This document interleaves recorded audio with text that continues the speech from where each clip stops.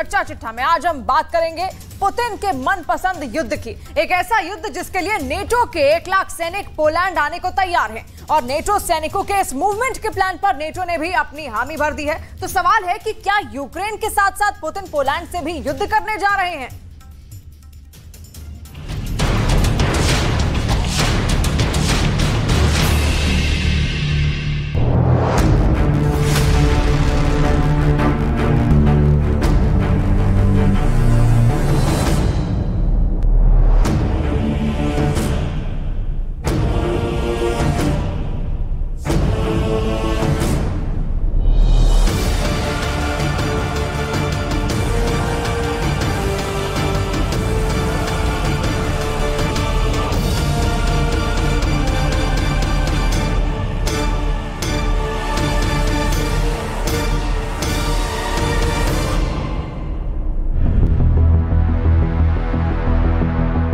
Poland की सेना Belarus border की ओर बढ़ी।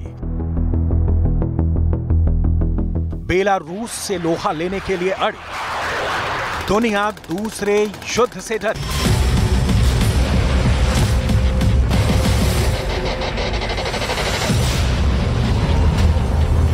ये पोलैंड की सेना का सबसे ताजा मूवमेंट है। बटालियन की बटालियन जा रही है, टैंक जा रहे हैं, बख्तरबंद गाड़ियां जा रही हैं। इस वीडियो को मॉस्को में देखा जा रहा है, बेलारूस में देखा जा रहा है। रूस की सेना जूम करके देख रही होगी, बेलारूस की सेना रिवाइंड करके देख रही होगी, फॉरवर्ड करके देख रही होगी। वैगनर के लड़ाके इस वीडियो का फ्रेम दर फ्रेम पड़ताल कर रहे होंगे। पश्चिमी मीडिया के मुताबिक वैगनर ग्रुप से बढ़ते खतरे को देखते हुए पोलैंड ने बेलारूस से लगी सीमा पर सेना की तैनाती तो बढ़ा ही रही है। अगर युद्ध की नौबत आ गई तो नाटो के 1 लाख सैनिक पोलैंड में लैंड कर जाएंगे। पोलैंड के राष्ट्रपति ने दावा किया है कि 1 लाख नाटो सैनिकों के इस मूवमेंट के प्लान पर नाटो ने अपनी मोहर भी लगा दी है। 1 लाख नाटो सैनिकों का पोलैंड आना युद्ध के लिहाज से बहुत बड़ा संकेत है, बहुत विस्फोटक प्लान है,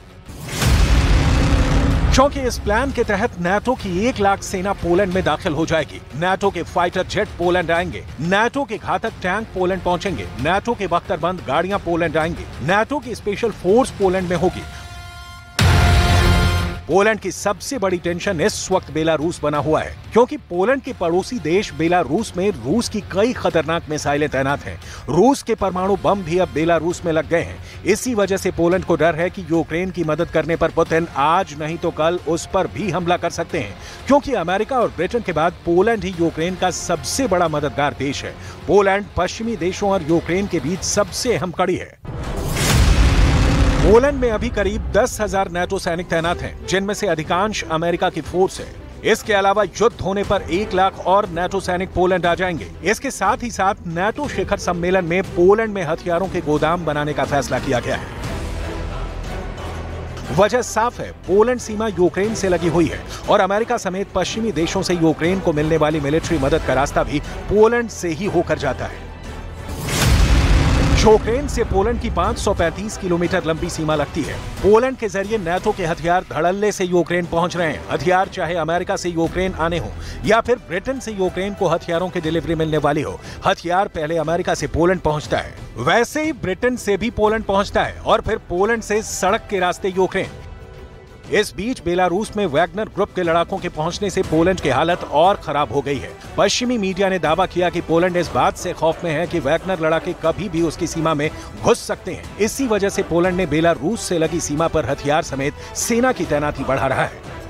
और तो और बेलारूस में रूस के लगे परमाणु बमों से घबराए पोलैंड ने अमेरिका से न्यूक्लियर बम की भी मांग की है। पोलैंड का कहना है कि उसे अपनी रक्षा के लिए किसी भी कीमत पर अमेरिका से परमाणु हथियार चाहिए और उसकी घबराहट का अंदाजा इसी बात से लगाया जा सकता है कि पोलैंड के प्रधानमंत्री मार्टोज मोराविएकी ने साफ-साफ शब्दों में पोलैंड में परमाणु हथियारों के लगाने की बात कही है। W związku z tym, że Rosja ma zamiar rozmieścić taktyczną broń jądrową na Białorusi, my tym bardziej zwracamy się do całego NATO o wzięcie udziału w programie Nuclear Sharing. Oczywiście przede wszystkim jest to decyzja Amerykanów, ale my nie chcemy siedzieć z założonymi rękoma, kiedy Putin eskaluje różnego rodzaju groźby. Ostateczna decyzja będzie zależała oczywiście od naszych partnerów amerykańskich, partnerów natowskich. My deklarujemy naszą wolę szybkiego działania w tym zakresie.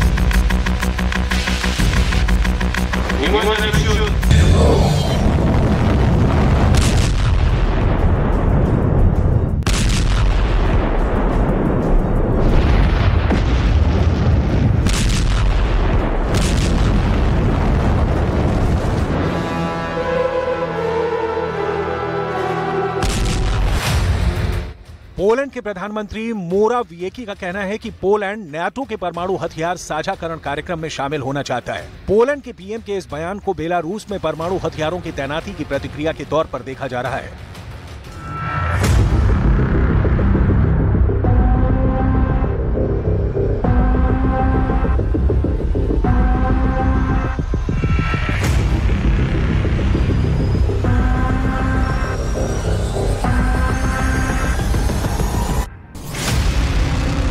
अगर ऐसा हुआ तो Europe में परमाणु युद्ध का एक ऐसा न्यूक्लियर वॉर फ्रंट बन जाएगा। एक तरफ बेलारूस में पहले से ही रूस ने परमाणु हथियार लगा दिए हैं, वहीं दूसरी ओर बेलारूस के पड़ोसी पोलैंड में अमेरिका परमाणु बम लगा देगा। अमेरिका और रूस के परमाणु बम आमने सामने आ जाएंगे।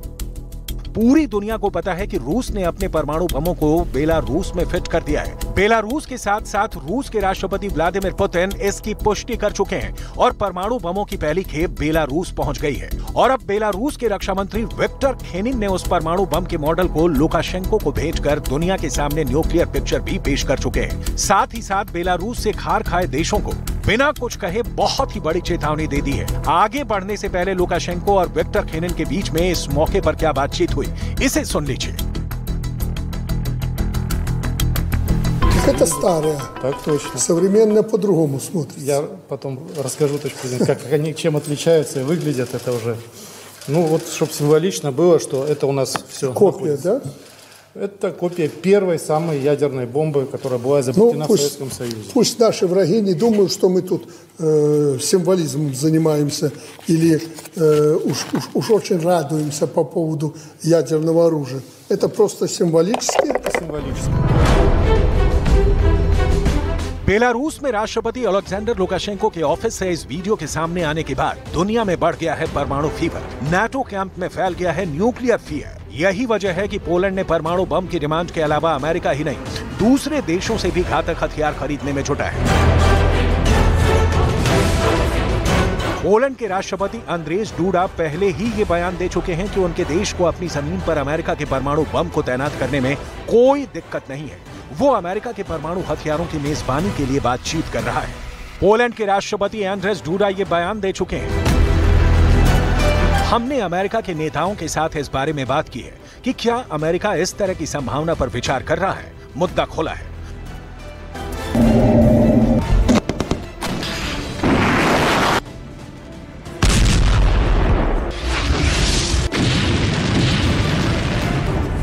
पोलैंड ने आशंका जताई है कि पुतिन यूक्रेन की सेना का सफाया करने के लिए परमाणु हथियारों का इस्तेमाल कर सकते हैं। पोलैंड पर पुतिन कितना खफा है, ये किसी से छिपा नहीं है। अगर परमाणु जंग छिड़ गई तो रूस की न्यूक्लियर मिसाइलों ने पोलैंड की राजधानी वार्सा तक पहुंचने में सिर्फ 3 मिनट का वक्त लगेगा।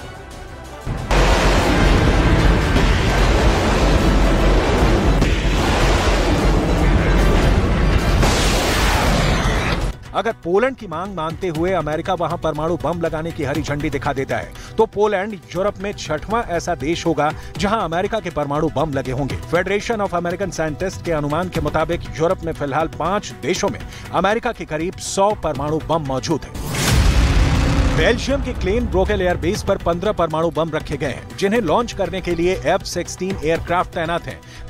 जर्मनी के बुचेल एयरबेस पर 15 परमाणु बम हैं और हमला करने के लिए PA-200 टॉर्नेडो एयरक्राफ्ट की तैनाती है। इटली के एवियानो एयरबेस पर अमेरिका ने 20 परमाणु बम लगा रखे हैं। हमले के लिए F-16 एयरक्राफ्ट तैनात है। वहीं इटली के घेड़ी एयरबेस पर अमेरिका ने 15 परमाणु बम लगा रखे हैं।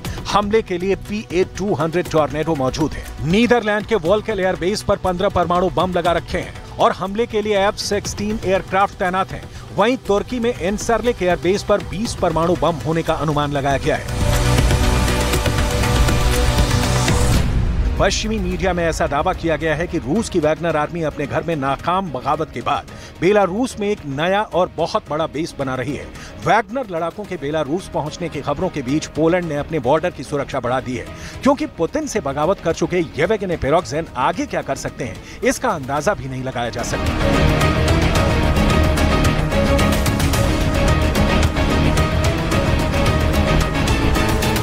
Relokacja sił rosyjskich de facto w postaci prawdopodobnie grupy Wagnera na Białoruś, także i przeniesienie tam szefa grupy Wagnera, więc to są wszystko dla nas takie bardzo negatywne sygnały, które na pewno bardzo mocno chcemy postawić także naszym sojusznikom i generalnie realizacja również postanowień szczytu w Madrycie, to żeby reagowanie na to było szybsze, to żeby plany obronnościowe NATO były bardziej wydajne, szybsza relokacja żołnierzy, zwiększenie siły grup batalionowych, które stacjonują w naszej części Europy, zwiększenie zasobów militarnych NATO w naszej części Europy. To są wszystko te cele, które chcemy tutaj uzyskać. Pamiętajcie Państwo...